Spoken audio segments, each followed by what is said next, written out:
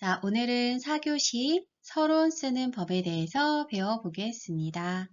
여러분, 서론이라는 말이 조금 어렵게 느껴질 수 있어요. 그래서 선생님이 글에 필요한 세 가지, 서론, 본론, 결론이 무엇인지 간단하게 먼저 설명을 하겠습니다. 햄버거를 좋아하나요? 햄버거를 보면 위에 빵이 있고 밑에 받쳐주는 빵이 있어요. 그리고 가운데 패티가 있죠. 이 세 가지가 다 있어야 햄버거가 안정적으로 보이고 손으로 잡고 먹을 수도 있고 또 이걸 우리가 햄버거라고 합니다. 이걸 한편의 글이라고 생각을 해볼게요. 글에도 마찬가지로 위아래에 받쳐주는 서론하고 결론이 있어야 하고 가장 중요한 본론이 가운데에 있어야 합니다. 그래서 이렇게 세 가지를 다 썼을 때에 한편에 완결된 글, 완성된 글이라고 볼 수가 있는 거예요. 자, 그러면 서론, 본론, 결론에는 각각 어떤 내용들을 쓸까요? 아주 간단히 이야기하면 서론은 글을 시작하는 부분, 시작하는 말을 하는 부분이에요. 본론은 하고 싶은 이야기를 자세하게 하는 부분이에요. 세 번째, 결론은 글 전체를 정리하는 부분이에요. 자, 이 세 가지를 우리가 또 한 가지씩 배울 건데 이 중에서 우리가 오늘 자세히 배울 것이 바로 서론을 쓰는 법이에요. 자, 우선 서론 쓰는 법을 세 가지로 선생님이 알려줄 건데요. 이렇게 많아요. 뭔가 좀 복잡해 보이죠? 그래서 한 개씩 간단하게 설명을 좀 해볼게요. 우선 첫 번째는요. 내가 어떤 주장을 하기 위해서 그 주장과 관련된 문제점을 얘기하는 거예요. 쉽게 이야기하면 여러분이 지금 쓰고 싶은 논술문이 길을 걸을 때 스마트폰을 사용하지 말자. 이걸 하고 싶다고 해볼게요. 그러면 우리가 길을 걸을 때 스마트폰을 사용하지 말자는 주장을 하기 전에 어떤 문제점을 봤기 때문에 이 주장을 하는 걸 거예요. 그래서 서론에다가 내가 그럼 어떤 문제점을 보았더라? 우리 주변에 어떤 문제가 있더라? 이걸 서론에 써보는 거죠. 우리가 1교시에서 논술은 문제를 발견하는 거라는 이야기를 선생님이 강조했어요. 그걸 써보면 되는 거예요. 자, 한번 선생님 읽어볼게요. 길을 걸을 때 스마트폰을 사용하지 말자. 이 주장, 이 제목의 글을 쓸 때 시작하는 부분을 이렇게 하는 거죠. 지난번 길을 가는데 어떤 친구가 스마트폰을 들고 걸어가고 있었다. 신호등이 있는 횡단보도를 건널 때도 폰에서 눈을 떼지 않고 걸어갔다. 그렇다 보니 다른 사람들보다 걸음이 느렸다. 신호가 얼마 남지 않았다는 음성 안내가 나오는데도 천천히 걸어 결국 아슬아슬 횡단보도를 건너는 모습을 보았다. 이렇게 여러분이 발견한 그 문제 상황을 일기처럼 쓰면 되는 거예요. 이거는 지금 친구가 직접 본 거를 쓴 거지만 누군가에게 들었던 거 혹은 뉴스 같은 데에서 본 것도 전부 다 경험에 속하는 거니까요. 조금 폭넓게 생각해서 찾았으면 됩니다. 자, 두 번째는요. 내가 주장하려는 것에 관련된 단어를 설명하는 거예요.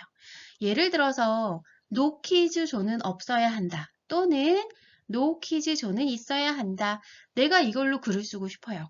근데 나는 no quiz 존이라는 것에 대해서 알고 있기 때문에 주장을 하고 글을 쓰는 거지만 이 글을 읽는 사람은 모를 수도 있어요. 또는 안다고 해도 내가 주장을 본격적으로 시작하기 전에 정확하게 그 단어의 뜻을 설명을 해줘야 읽는 사람이 마음의 준비도 하고 더 이해를 할 수가 있어요. 그래야 그 다음에 이어지는 주장도 잘 읽고 받아들일 수가 있는 거죠. 노퀴즈 존은 없어야 한다 또는 있어야 한다. 이 주장의 서론에 노퀴즈 존에 대해 그럼 어떻게 설명했는지 읽어볼게요. 노퀴즈 존이란 영어로는 노 키즈 존으로 말 그대로 어린이가 들어올 수 없는 구역을 뜻한다. 어린이와 영유아가 다른 손님에게 피해를 줄 수 있다는 이유로 출입을 금지하는 것이다. 우리나라는 2011년에 어떤 식당에서 어린이가 뛰다가 종업원이 들고 있던 물에 화상을 입은 적이 있었는데 그때 사장님과 종업원이 배상, 물어주라는 판결이 나왔다. 그 후에 노키즈존을 시행하는 가게가 급격히 늘었다. 이렇게 단어 설명을 서론에 쫙 해주면 그 다음에 이제 나의 주장 들어갈 때 읽는 사람도 쓰는 사람도 편안하게 할 수가 있습니다. 근데 지금 여기 보니까요. 놓기지 좋은 단어의 뜻을 쓰면서 조금 더 폭넓은 설명을 들어갔어요. 이렇게 조금 더 폭넓은 설명을 해도 상관이 없습니다. 마지막 세 번째는요. 내가 주장하려는 것과 관련된 최근에 있었던 사건, 우리 사회의 모습 이런 걸 쓰면 됩니다. 예를 들어서 내가 쓰고 싶은 주장이 쇼츠를 적당히 보자 이거예요. 그런데 쇼츠를 적당히 보자 주장을 쓰기 전에 최근에 우리 주변에서 우리 모두 관심을 가지는 이슈거리, 사건 또는 우리 사회에 어떤 현상들이 좀 퍼져 있는지 이걸 쓰면 내가 주장하려는 게 조금 더 상대방에게 편하게 다가갈 수 있거든요. 이것도 역시 선생님이 서론을 읽어볼게요. 요즘 초등학생들 사이에서는 쇼츠 영상이 인기가 아주 많다. 유튜브나 틱톡 같은 곳에서 짧고 자극적인 영상만 계속 보는 아이들이 늘고 있다. 이런 영상은 빠르게 지나가고 재미있는 장면만 나오기 때문에 자꾸 더 보게 된다. 하지만 이런 습관이 오래되면 뇌가 자극에만 반응하게 되어 집중력이 떨어지는 팝콘 브레인이 될 수 있다는 걱정도 나오고 있다. 이게 실제로 우리 요즘 일반적인 사회에서 벌어지는 일, 어려운 말로 사회 현상이라고 하거든요. 이런 거 생각해서 쓸 수 있습니다. 자, 이렇게 지금 선생님이 이야기한 세 가지가 어떤 것이 정답이 정해진 게 아니라 내가 쓰려는 주장하고 가장 어울리는 것을 골라 쓰면 되는 거예요. 자, 여러분이 한번 직접 써볼 건데요. 서론을 쓴다라고 선생님이 지금 이야기를 했잖아요. 이걸 우리가 잊지 않기 위해서 선생님이 아까 보여준 햄버거의 본론과 결론을 해당하는 부분에 미리 써놨어요. 이렇게 한 편의 글이 완성이 될 건데 서론에 그럼 어떻게 쓰면 좋지 하고 여러분이 생각하고 서론만 채워볼 거예요. 두 줄에서 한 네 줄 정도 쓰면 됩니다. 자, 선생님이 예시로 들어놓은 첫 번째 글은 친구를 때리면 안 된다라는 주장입니다. 여러분 학교 생활하다 보면 친구들끼리 서로 때리거나 다투는 경우들이 있습니다. 그런 걸 떠올리면 되는데요. 당연히 본론에는 주장과 이제 이유가 들어가요. 본론은 우리가 다음 차시에 배울 거니까 오늘 간단히만 설명할게요. 이렇게 주장과 이유가 들어가는데 그걸 하기 전에 처음 시작하는 부분에 자, 우리 첫 번째 잘 생각해 보세요. 아까 뭐라고 했죠? 이 주장하는 것과 관련된 문제 상황, 내가 겪은 일, 보았던 일, 들은 일 이런 경험을 쓴다고 했습니다. 그러면 뭘 쓰면 좋을까요? 최근에 친구가 나를 때렸던 경험, 혹은 내가 때렸던 경험, 혹은 친구들이 그러는 것을 보았던 경험, 혹은 뉴스에서 본 것.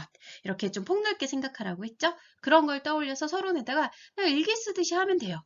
며칠 전에 우리 반 누구누구가 누구누구를 어떻게 했다. 그래서 둘은 이렇게 해서 이렇게 되었다. 그 일은 이렇게 끝났다. 이런 식으로 보았던 거 이거를 간단하게 일기처럼 쓰고 본론에 친구를 때리면 안 된다. 이렇게 주장이 들어갔잖아요. 자, 본론을 항상 생각을 하면서 우리가 서론을 쓰는 거예요. 지금 이야기한 대로 간단하게 일기처럼 써보면 됩니다. 두 번째는 아까 주장하는 것과 관련된 단어를 설명한다고 했잖아요. 이번에 선생님이 마련한 글은 제로 웨이스트를 실천하자입니다. 그러면 이걸 보자마자 어떤 사람들은 제로 웨이스트가 뭐지? 라고 생각할 수 있어요. 지금 이거를 듣는 어린이들도 처음 듣는 말일 수도 있습니다. 이 글은 본론의 주장이 제로 웨이스트를 실천하자 이렇게 바로 되어 있습니다. 이거의 서론에 그러면 당연히 좀 낯선 어휘가 나오니까요. 이거 설명하는 거죠. 선생님이 여러분 교재에 보면은 제로 웨이스트가 뭔지를 배경 지식을 쭉 설명을 해놨습니다. 그걸 읽어보고 여기에 옮기면 되는데요. 그거를 다 쓰는 것이 아니라 조금 줄여서 중요한 것만 쓰는 거예요. 근데 조금 어려워하는 친구들이 있을까봐 꼭 써야 되는 내용을 빨간색으로 표시해 놨습니다. 그것만 쓰면 됩니다. 자, 여러분 이렇게 서론을 쓴 다음에는 그 다음에 보론 결론 선생님이 써놓은 걸 같이 읽어보면서 이렇게 한 편에 서론, 본론, 결론이 있는 글이 되는구나. 이렇게 한번 읽어보고 생각해보면 더 좋습니다. 자, 우리 마지막 세 번째 뭐였죠? 내가 주장하고 싶은 것과 관련된 최근의 사건, 사고, 이슈. 사회 현상이라고 했잖아요. 자, 지금 이번에 주제는요. 종이책을 읽자예요. 여러분 종이책도 있고요. 요즘은 태블릿 PC라거나 스마트폰으로도 책을 많이 봅니다. 그런데 초등학생은 아직 종이책을 보면 좋겠다라는 주장을 하고 싶을 수 있어요. 그래서 이 글에 보면은 본론에 종이책을 읽자 이렇게 시작을 합니다. 그리고 근거를 당연히 넣었겠죠. 자, 그러면 이 글은 서론에 요즘에 어떤 현상들이 퍼져 있는지, 전자책을 많이 본다. 태블릿 PC 같은 걸로 많이 본다. 스마트 기기로 많이 본다. 이런 내용이 들어갈 수도 있을 거고요. 선생님은 지금 여러분들 배경 지식으로 스웨덴의 사건을 하나 넣어봤어요. 이걸 읽어보고, 아, 스웨덴에서 이런 일이 있었네. 이게 바로 최근 이슈예요. 이런 일이 있었다. 최근에 이런 일이 있었다. 사람들이 관심을 갖는다. 자, 이 배경 지식 내용이 뭐냐면, 스웨덴이 최근에 유치원에서 태블릿 PC, 스마트폰을 사용해서 수업을 하기로 했다가 취소를 했다는 내용이에요. 왜냐하면 다시 생각해 보니까 우리 아직 어린 아이들은 디지털 기기보다는 종이책을 읽고 손으로 글씨를 쓰게 하는 게 좋다라고 지금 이야기를 하고 있는 기사의 일부분이에요. 요걸 최근에 이런 이슈가 있으니까 서론에 쓴 다음에 본론에 그래서 종이책을 읽자 이렇게 연결하면은 연결이 쉽고 글도 자연스러운 거죠. 자, 요것도 마찬가지로 줄여서 서론에 쓴 다음에 본론, 결론을 같이 한번 읽어보고 이렇게 한 편의 글이 되는구나 라고 느껴보면 좋겠습니다. 여러분이 가지고 있는 선생님이 주는 프린트물에는 지금 선생님이 이야기한 것 말고 한 가지씩 더 들어있어요. 그것도 한번 읽어보고 해서 우리 카페에 인증을 해주면 좋겠습니다. 자, 오늘은 여기서 마치고 다음 시간에 본론 쓰는 법을 배우겠습니다.